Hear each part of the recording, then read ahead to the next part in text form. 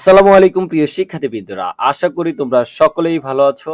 আবারও আজকের ভিডিওর শুরুতে তোমাদেরকে জানাই অর্জন কোচিং সেন্টারের পক্ষ থেকে আন্তরিক শুভেচ্ছা ও অভিনন্দন। এর আগের ক্লাসে আমি তোমাদের সাথে আলোচনা করেছি বিশদ বিবরণী নিট মুনাফা পর্যন্ত। আজকের ক্লাসে আমি তোমাদের সাথে আর্থিক বিবরণীর আরেকটি যে অংশ মালিকানা সত্ত্ব বিবরণী সেটা নিয়ে আলোচনা করব। তো মালিকানা সত্ত্ব বিবরণী যদি তোমরা প্রস্তুত করতে চাও তাহলে তোমাদের সর্বপ্রথমে এই প্রতিষ্ঠানের নাম লেখা লাগবে, অর্থাৎ প্রশ্নে যেই প্রতিষ্ঠানের নাম দেওয়া থাকবে সেই প্রতিষ্ঠানের নাম লিখবা।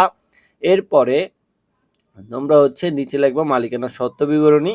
এরপর যত তারিখ এবং যত সালের জন্য অঙ্ক করবা। ধরো 31 ডিসেম্বর 2017 সালের জন্য এরকম হলে এখানে 31 ডিসেম্বর 2017 সালে অথবা 2017 সালের 31 ডিসেম্বরের জন্য, এইভাবে তোমরা তারিখ লিখবা।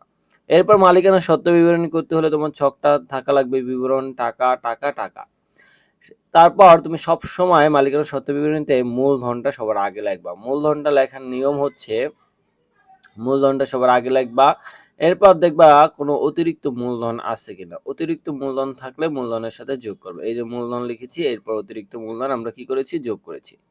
এরপরে যদি মূলধনের কোনো সুদ থাকে সেটা তোমরা যোগ করবা। এরপরে যদি নেট লাভ বা আয় থাকে সেটাও তোমরা যোগ করবা। এগুলো সব যোগ করে এইখানে নামাবা। নামানোর পরে নিট ক্ষতি বা ব্যয়, নিট ক্ষতি অথবা ব্যয় আমাদের এইখান থেকে বিয়োগ করতে হয়।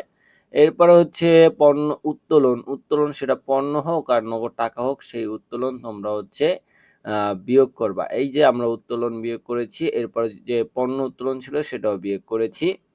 এরপর উত্তোলনের সুদও বিয়োগ করতে হয়, বিয়োগ করেছি। এরপর আয়কর বিয়োগ করতে হয়, সেটাও বিয়োগ করেছি। এরপর জীবন বীমা প্রিমিয়াম সেটাও বিয়োগ করতে হয়, করেছি। এগুলো বিয়োগ করার পর যে অ্যামাউন্ট বের হবে ওইটার সাথে তোমরা সাধারণ সঞ্চিতি যোগ করবা। সাধারণ সঞ্চিতি যোগ করলে যে অ্যামাউন্টটা পাবা সেটাই মালিকানা সত্ত্ব বিবরণী। ঠিক আছে, তো এইখানে তোমার মেইনলি যে নিয়মটা সেটা মনে রাখতে হবে। এই যে মালিকানা সত্ত্ব বিবরণী করতে হলে এই সিরিয়ালটা তোমার মনে রাখতে হবে, কোনগুলো যোগ হবে আর কোনগুলো বিয়োগ হবে, তাহলেই তোমার মালিকানা সত্ত্বের পরিমাণ বের হয়ে যাবে। তোমার জাস্ট এই সিরিয়ালটা মনে রাখতে হবে। ধরো তুমি বইয়ে প্রথমে মূলধন খুঁজবো, মূলধন পাইলে লিখবো। ধরো অতিরিক্ত মূলধন পাও না, এই যেটা লেখার দরকার নেই। যেটা পাবা যোগের ওইটা যোগ করবা, আবার যেটা বিয়োগের পাবো ওইটা বিয়োগ করবা। সর্বশেষ এই নিয়মটা ফলো করলে যে অ্যামাউন্টটা বের হবে ওইটা মালিকানা সত্ত্ব বিবরণী। এটা খুব সহজ, তোমরা খালি এই সিরিয়ালটা মনে রাখবা, তাহলেই তোমরা পরীক্ষা পারবা। সো আশা করি তোমরা বুঝতে পেরেছো।